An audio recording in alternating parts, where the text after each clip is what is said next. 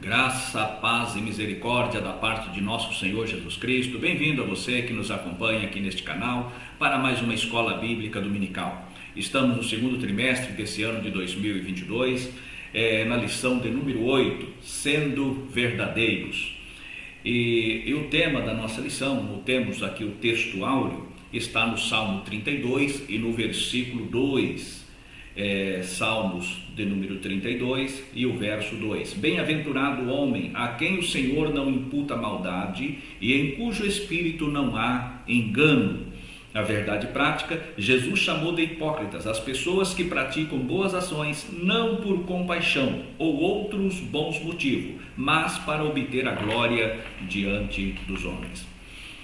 A base da nossa lição hoje, ela está focada na onisciência de Deus. O nosso Deus, ele tem os seus atributos, os principais nós podemos dizer aqui, os atributos de Deus, a onipresença, onisciência e onipotência. Faz parte dos atributos incomunicáveis, né?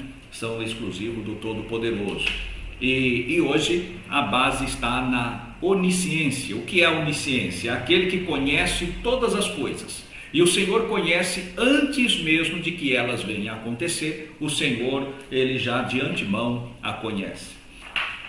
E a base disto, o que é esse ponto que estamos trazendo a respeito da verdade?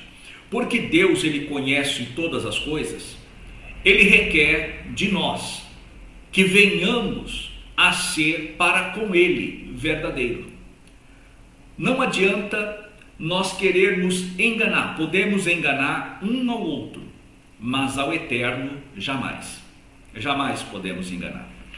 E o ser humano, nós somos tricotômicos, nós somos corpo, alma e espírito. Corpo, alma e espírito.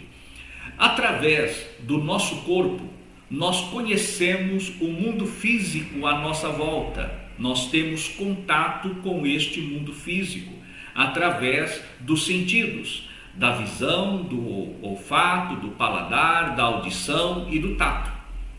Através desses 5 sentidos, nós conhecemos o mundo físico à nossa volta. Através da nossa alma, que é o nosso interior, nós conhecemos a nós mesmos, através da nossa alma. E através do nosso espírito, nós comunicamos com o Deus Todo-Poderoso. Deus fala conosco através do espírito. Deus não fala conosco através do corpo ou da alma. A comunicação entre nós e o eterno é através do espírito. O corpo sem o espírito, ele morre. O que dá vida ao corpo é justamente o espírito. É o espírito que dá vida ao corpo. Tanto é que Paulo, quando ele escreve na carta aos Tessalonicenses, na sua primeira carta, no capítulo 5 e no versículo 23, ali ele vai abordar a tricotomia humana.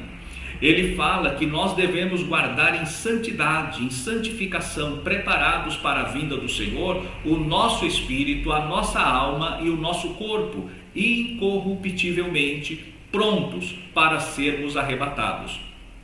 Paulo, ele foca essa questão. Por quê? Porque o nosso espírito, ele tem a comunicação com Deus. Quando nós falamos lá em Romanos, que Paulo, quando escreve aos Romanos, ele diz assim: porque o Espírito de Deus comunica com o nosso espírito e testifica que nós somos filhos de Deus. É uma comunicação espiritual. Paulo, quando escreve também aos Coríntios, no capítulo 14, no versículo 2, ele fala que aquele que ora em espírito, que fala mistérios, ele fala língua estranha e ninguém entende, porque em mistérios ele fala com Deus. E se nós oramos em espírito, o nosso espírito ora bem. Se nós orarmos em línguas estranhas, o nosso espírito ora bem, mas o nosso corpo fica sem entendimento. Se nós falarmos apenas em línguas estranhas, o nosso espírito é edificado, mas o nosso corpo fica sem entendimento. E nós precisamos deste entendimento para que possamos crescermos, né? E praticarmos aquilo que do Senhor recebemos. Daí, quando falamos isso, e o ser humano, ou melhor, a pessoa humana, ela é indivisível. Daí a expressão indivíduo. Aí se você me pergunta, mas pastor, o senhor acabou de falar que o ser humano ele tem tricotômico, corpo, alma e espírito. E como que é indivisível? Sim, daí a expressão indivíduo. Indivíduo quer dizer indivisível. Mas o que é que pode chegar nessas divisões? A palavra de Deus. Quando nós olhamos para Hebreus capítulo 4 e o versículo 12, nós vamos encontrar, porque a palavra de Deus é viva e eficaz, e mais penetrante que espada alguma de 2 gumes, e é penetrante, e ela penetra até a divisão da alma e do espírito, das juntas e medulas, e é apta para discernir os pensamentos e as intenções do coração. Então, aqui está a divisão da alma e do espírito. Ela vai na divisão da alma, do espírito, das juntas e medulas. Quer dizer, a palavra de Deus, ela é poderosa, ela entra onde ninguém pode entrar, mas o Eterno, ele entra e ele fala conosco. Dito isto, nós podemos ir agora para os primeiros passos, adentrar a nossa lição, sabendo que nós servimos a um Deus que conhece todas as coisas. E agora, logo no início, nós vamos ver o ato de dar esmola e a hipocrisia. No tópico 2, auxiliando o próximo sem alarde. E no tópico 3, Deus contempla o bem que realizamos. O Senhor, nesta lição, ele toca o ponto nevrálgico do culto judaico. Por quê? Porque Deus, quando ele vai lá no culto judaico, o Senhor ele vai abordar 3 pontos: o dar esmolas, o orar e o jejuar. Dar esmola, orar e jejuar. Aqui na nossa lição, no texto básico da nossa lição, nós vamos ver: guardai-vos de fazer a vossa esmola diante dos homens, para serdes vistos por eles. O Senhor já começa abordando esse detalhe: guardai-vos de dar as vossas esmolas diante dos homens, com o objetivo de ser visto e reconhecido por eles. Aliás, não tereis galardão junto de vosso Pai que está nos céus. Neste ponto, a pessoa ela vai demonstrar uma falsa, quem faz isso, ele demonstra uma falsa espiritualidade. Uma falsa espiritualidade. E a expressão que nós vamos encontrar aqui, hipócrita, do grego, é hipócrites, que quer dizer alguém que interpreta num palco ou um ator que usa máscaras, tanto é que na nossa lição nós temos aqui sendo verdadeiro e temos aqui um homem, né, uma pessoa com uma máscara na mão. O hipócrita é aquele que você não o vê, você vê a máscara que ele usa e não a sua real expressão. Ou seja, a expressão dele é uma expressão falsa, é uma expressão mentirosa que oculta a expressão real. Dentro desse prisma, nós podemos então dizer a respeito da questão da hipocrisia. A hipocrisia é algo que é falso, que é mentiroso. Mas o Senhor Jesus, ele é a verdade. Ele diz: eu sou o caminho, a verdade e a vida. Ninguém vem ao Pai senão por mim. E quem serve ao Senhor Jesus é pautado pela verdade e não pela mentira. Há uma lenda que falava, que contava a história entre a verdade e a mentira, onde a mentira ela pega a roupa da verdade e após enganar a verdade. E foi reproduzida esta lenda em um quadro e tornou-se famoso. Esse quadro desse artista francês, no final do século XIX, ele pintou o quadro da verdade e da mentira. E o que era esse quadro da verdade e da mentira? O que era a lenda, ou melhor dizendo, para a ilustração e compreensão daquilo que estamos a dizer e ainda falaremos no curso dessa lição, é que a verdade ia caminhando juntamente com a mentira. E chegaram num determinado local, havia a mentira começa a falar com a verdade. Olha que dia lindo! E a verdade, ela passa a observar. Bom, o dia realmente está bonito. E ela considera. Aí ela confirma com a mentira. O dia realmente está lindo. Ela fala, mas está calor. E a verdade, antes de responder afirmativamente, ela verifica, não, realmente está calor. Sim, está calor. Ela fala, olha que água maravilhosa que tem nesse lago. E aí a verdade observa, não, o lago realmente é bonito. Aí a mentira tira suas roupas e entra no lago. E ela diz, a água está deliciosa, está maravilhosa, para que nós possamos nos refrescar nesse calor. Aí a verdade, ela vai e verifica a água e realmente estava fresca, apetecível, como disse a mentira, mesmo desconfiando das palavras da mentira. Então a verdade tira suas roupas e entra neste lago. Quando ela entra no lago e mergulha neste lago, a mentira sai rapidamente e pega a roupa da verdade e se veste. Aí a verdade sai rapidamente e ela vê a roupa suja da mentira, ela recusou a vestir a roupa suja da mentira. E a mentira, ela saiu pelo mundo com a roupa da verdade, espalhando a mentira. E a verdade preferiu andar nua do que andar com a roupa da mentira.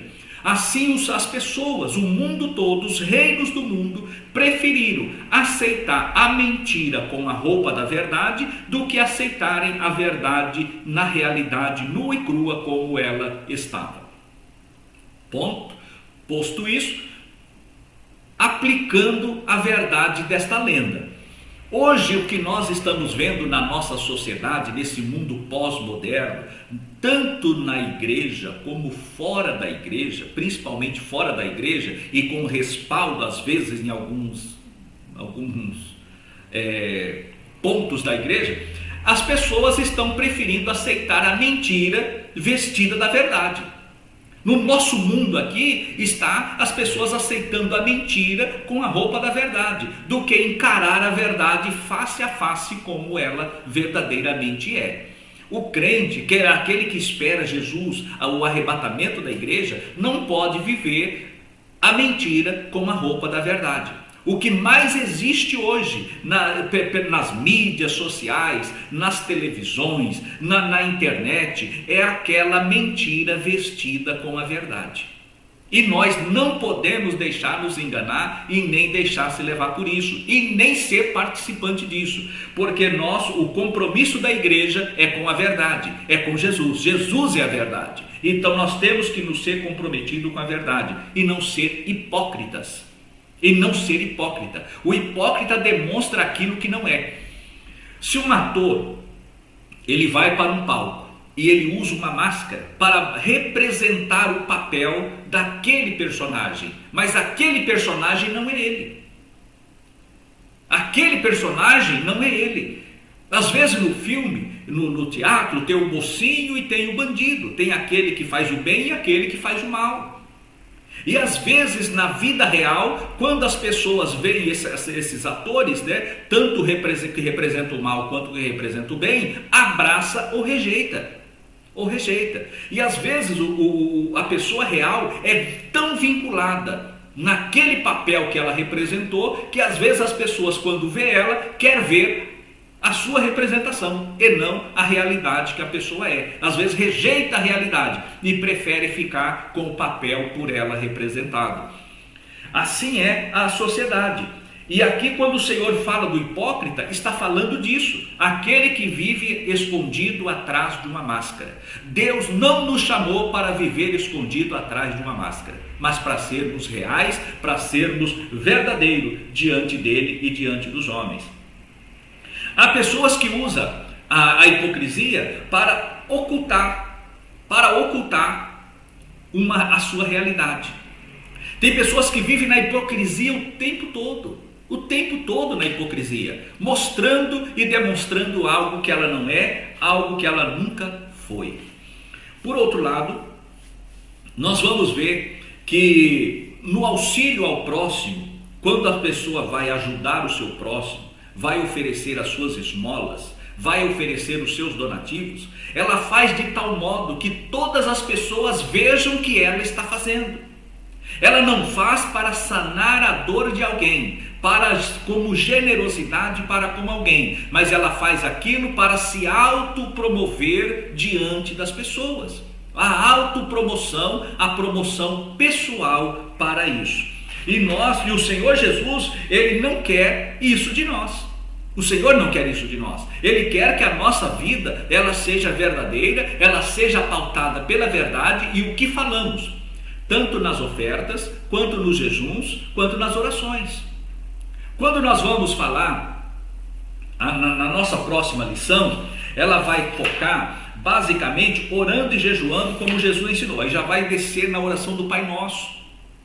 Na oração do Pai Nosso. Mas hoje, nessa lição de hoje, ela está mostrando, antes de entrar na oração do Pai Nosso, está mostrando a verdadeira oração, que nós temos que orar segundo o nosso coração, segundo a nossa realidade com Deus. Porque antes que a palavra saia da nossa boca, ela já está aqui. E quando ela está aqui, o Senhor já conhece aqui, antes que ela venha brotar nos nossos lábios. O Senhor já conhece-nos por dentro. E quando nós falamos nessa questão, no tópico 3, nós vamos ver que Deus contempla o bem que fazemos e que realizamos. Deus contempla. Ao falar aqui, nós vamos lembrar de um fato que está em Atos dos Apóstolos, no capítulo 4 e no versículo 34 até o versículo 37. Nós vamos ver principalmente no versículo 37, onde vai contar um fato de Barnabé. Então José, versículo 36, cognominado, pelos apóstolos Barnabé, que traduzido é filho da consolação, natural, levita e natural de Chipre, possuindo uma herdade, vendeu-a e trouxe o preço e o depositou aos pés dos apóstolos. A atitude de Barnabé foi pautada na generosidade, pautada no amor, pautada naquilo que há de mais excelente no reino de Deus, no amor ao próximo, para solucionar, para amenizar a dor de alguém. Ele vendeu o que tinha e depositou aos pés dos apóstolos. Agora, no capítulo 5 de Atos, nós vamos ver um casal, um certo homem chamado Ananias, com Safira, sua mulher, vendeu a propriedade. Eles venderam a propriedade. A questão aqui não é o fato de vender e não é o fato de levar o valor aos pés dos apóstolos. Mas a mentira, a hipocrisia, a falsidade oculta por trás dessa atitude aparente. A mentira vestida na verdade. A mentira era o casal, a verdade era o ato, ou melhor, a verdade estava oculta deles. E a roupa que eles usou, a roupa da mentira. E na roupa da mentira veio o donativo. E o donativo não era o que eles haviam feito, e nem o que estava no coração. Para exemplificar, para conjecturar. Uma conjectura, suponhamos que eles venderam a propriedade por 20. Aí eles pegam a mentira e falam, não, vamos dizer ao apóstolo que vendemos por 10. Você leva 5 e eu levo 5. Pronto, perfeito. Se eles tivessem chegado para Pedro e tivessem dito assim aos apóstolos, vendemos por 20 e nós vamos dar a metade. E como Zaqueu fez. Zaqueu chegou para Jesus e disse: olha, Senhor, hoje eu vou dar metade do que possuo. Ele não disse: eu vou dar tudo. Ele disse: eu vou dar metade do que possuo. Metade do que possuo. E se eu tiver defraudado alguém, eu vou retribuir 4 vezes mais. Então foi um ato voluntário, um ato de amor, um ato de desapego e um ato de não querer aparecer diante do Senhor. E foi exatamente o oposto. Foi como agiu José, o cognominado Barnabé, futuro mais adiante no livro de Atos, nós vamos ver a referência dele. Foi aquele que cuidou de Saulo de Tarso, que levou Saulo a Jerusalém, que buscou Saulo em Tarso e levou para Antioquia, e que acompanhou Saulo na primeira viagem missionária. Foi Barnabé, o Barnabé. E aqui nós vemos que esse casal, eles fizeram isso. E quando Ananias chega diante de Pedro, aí Pedro, já no versículo 3, já diz o seguinte: Ananias, por que encheu Satanás o teu coração para que mentisses ao Espírito Santo e retivesses parte do preço da herdade? Guardando-a não ficava para ti, vendida não estava em teu poder? Por que formaste esse desígnio em teu coração? Não mentiste aos homens, mas a Deus. E assim, e ouvindo isso, ele caiu, foi fulminado na frente do apóstolo. 3 horas depois chega Safira, sem saber o que tinha acontecido com seu esposo. E Pedro já de antemão já joga para ela: vendeste portanto? Ela disse sim. Aí vem Pedro e diz então: por que é que entre vós, versículo 9, vos concertaste para tentar o Espírito do Senhor? Eis aí a porta, os pés dos que sepultaram o teu marido, e também te levarão a ti. E logo caiu aos pés e expirou, e entrando os moços acharam-na morta e a sepultaram junto do seu marido. E houve um grande temor em toda a igreja e todos os que ouviram estas coisas. Deus, ele nunca tratou com indiferença a hipocrisia. O hipócrita está morto espiritual. O hipócrita está morto. As nossas ofertas, os nossos dízimos, não é para exaltar o pessoal. Não é. A Igreja Assembleia de Deus, ela é marcada, a Igreja Assembleia de Deus, ela é marcada pela sua lisura na questão dos dízimos e das ofertas. Os dízimos e as ofertas são para a manutenção da obra e para a glória de Deus. Não é para a locupletação ou para a exaltação pessoal de quem quer que seja. E muitos, ao trazer os seus dízimos e as ofertas, já não traz a realidade. Se tem que trazer um valor, ele traz 10% do valor, 20%, a metade, 80%, 90% do valor, mas não traz tudo. Isso é hipocrisia, isso é falsidade, isso é pecado diante de Deus. Se a pessoa fala: olha, eu vou fazer isso, e coloca de coração: é por isso que estou dando esse valor, essa quantia. Mas não seja hipócrita, não seja falso diante de Deus, porque a falsidade e a hipocrisia gera morte espiritual. O Senhor Jesus combateu a hipocrisia farisaica. O Senhor Jesus combateu a hipocrisia. O Senhor trouxe e mostrou que a hipocrisia não faz parte do reino dos céus. Nós não podemos querer fantasiar e trazer uma falsa esperança, ou melhor, trazer uma falsa aparência, sendo mentirosos por dentro, com a roupa da verdade por fora.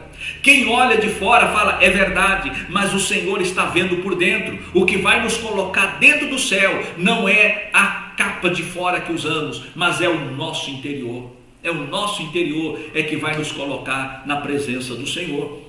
Então não podemos ostentar, não podemos querer aparecer uma espiritualidade que não temos, não podemos querer mostrar o que não somos, mas devemos ser reais, mas devemos ser verdadeiros diante do Senhor. Que Deus assim, Ele nos guarde, que Deus assim nos abençoe, que Deus assim nos dê vitória e nos conserve, para que possamos entrar na presença do Senhor e ter o nosso nome preservado para aquele dia, quando o Senhor se manifestar nas nuvens, podemos dizer: Maranata. Amém.